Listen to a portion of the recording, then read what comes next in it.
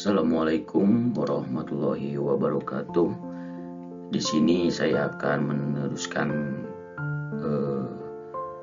video sebelumnya, yaitu membahas tentang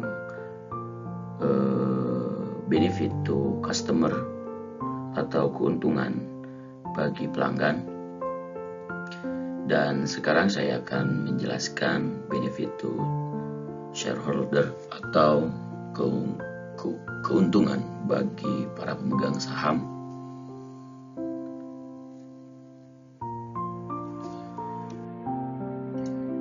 Ya, di sini saya membagi 5 bagian.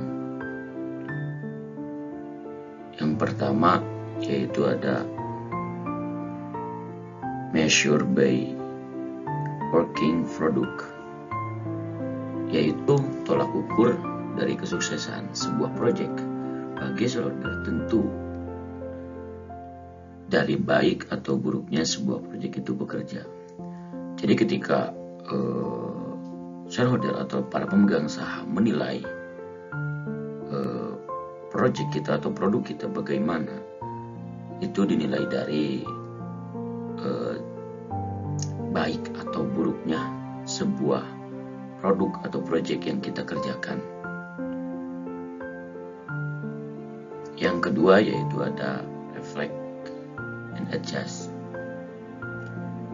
yaitu produk yang dihasilkan dengan cara efektif dan penerapannya yang baik dapat menghasilkan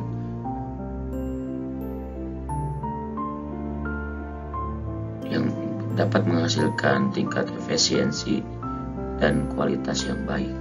Jadi ketika produk yang dihasilkan dengan secara efektif itu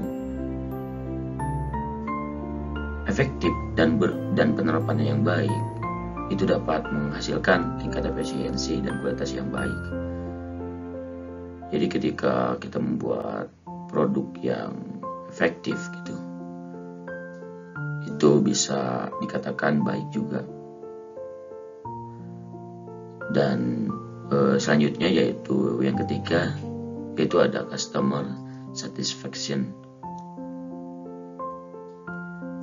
yaitu dengan hasil yang didapat dari tolak ukur yang sudah dilakukan tadi, maka shareholder dapat menilai kepuasannya. Jadi ketika kita membuat sebuah proyek, bagaimana baik atau buruknya sebuah proyek atau produk yang kita hasilkan, maka shareholder itu dapat menilai bagaimana produk atau proyek yang kita kerjakan itu baik atau buruk, dan juga menilai kepuasannya. Ketika kita mengerjakan suatu produk yang baik, maka mungkin shareholder akan menilai kita yang baik juga, atau penilaian positif bagi kita. Dan yang keempat yaitu ada delivery quality, yaitu produk yang dirilis secara berkala akan memberikan dampak positif berupa feedback yang akan terus diberikan oleh shareholder maupun developer. Jadi ketika kita merilis suatu project atau suatu produk yang memiliki dampak positif atau dampak baik bagi produk tersebut, maka shareholder akan memberikan feedback kepada kita, ataupun maupun developernya itu akan memberikan feedback yang baik juga terhadap kita. Dan untuk yang terakhir atau yang kelima yaitu motivated individual,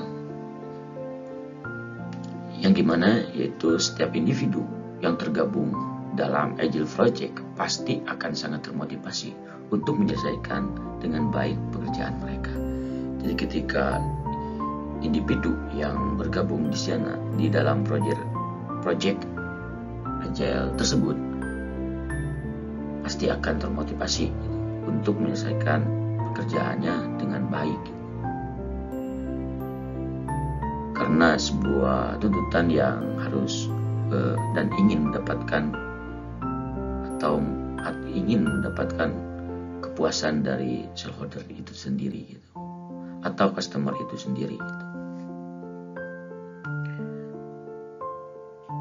Ya mungkin untuk pembahasan benefit to shareholder dicukupkan sekian, dan untuk bagian yang terakhir akan dibahas di video selanjutnya. Terima kasih. Wassalamualaikum warahmatullahi wabarakatuh.